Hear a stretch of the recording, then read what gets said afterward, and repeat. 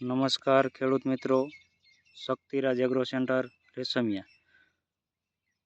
આજે તારીખ 17/7/2025ના રોજ રેશમિયા ગામના પ્રગતિશીલ ખેડૂત એવા વિપુલભાઈ નશાભાઈ માલકિયા એમની વાડીએ આપણે આવ્યા છીએ। હોશિયાર ખેડૂત અને એમને વાવેતર અગાઉથી બધું કરી નાખેલું ગ્રો કવરથી। હાલ ઉત્પાદન રેગ્યુલર ચાલુ થઈ ગયું છે, માર્કેટ ભાવ પણ સારા મળી રહ્યા છે। હવે એમને કઈ વેરાયટી વાવી છે, ક્યારે વાવી છે, એના વિશે આપણે એમનો પરિચય લઈ અમને એની જોડે વાતચીત કરશું। શું આપનું નામ? મારું નામ માલકિયા વિપુલભાઈ નશાભાઈ, ગામ રેશમિયા, તાલુકો ચોટીલા, જિલ્લો સુરેન્દ્રનગર। હવે આપણે આ મરચીની વેરાયટી કઈ વાવી છે? કાજલ છે વેરાયટી। આ વેરાયટી આપણે આ એરિયામાં થતી નથી, ઉત્તર ગુજરાતની વેરાયટી છે। બરાબર છે। અમે હિંમતનગરથી થરું લઈ આવ્યા હતા। બરાબર। એની રોપણી આપણે મે મહિનામાં કરેલી છે। બરાબર છે। મે મહિનાના શરૂઆતના પકવાન। હવે ત્યારે તો વિપુલભાઈ તાપમાન ને એ બધું બહુ વધારે હતું, એના માટે તમે શું આયોજન કર્યું હતું?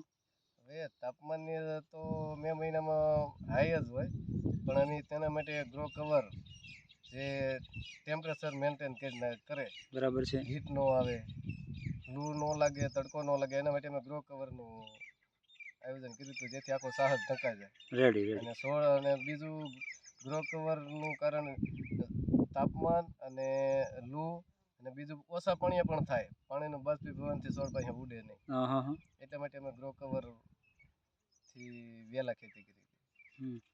હાલ માર્કેટમાં તમે મરચાનું ઉત્પાદન લઈને જાઓ છો, તો અત્યારે માર્કેટ ભાવ ને એવું કેવું રહેશે? બસ ઉપર છે, 100 રૂપિયાના કિલો જાય છે મરચાં। બરાબર। હવે આમાં તમે છંટકાવ ને જે કાંઈ કરો છો, કઈ રીતે એનું આયોજન હોય છે તમારે? હવે સમા તો જો નીચેથી ફૂગનું આપતું રહેવું પડે, કારણ કે ટપક હોય એટલે તો ભેજ તો સતત રહેવાનો સ્થળ પાસે, એટલે 15-20 દિવસે ફૂગનાશક આપી દેવી આપણે।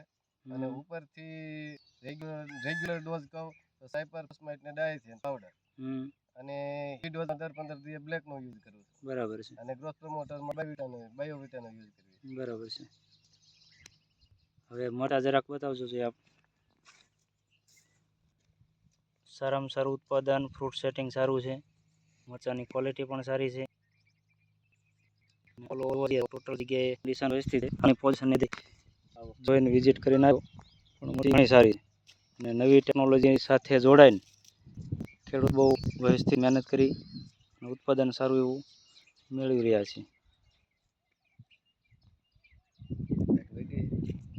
થેન્ક યુ વિપુલભાઈ, ખૂબ ખૂબ આભાર।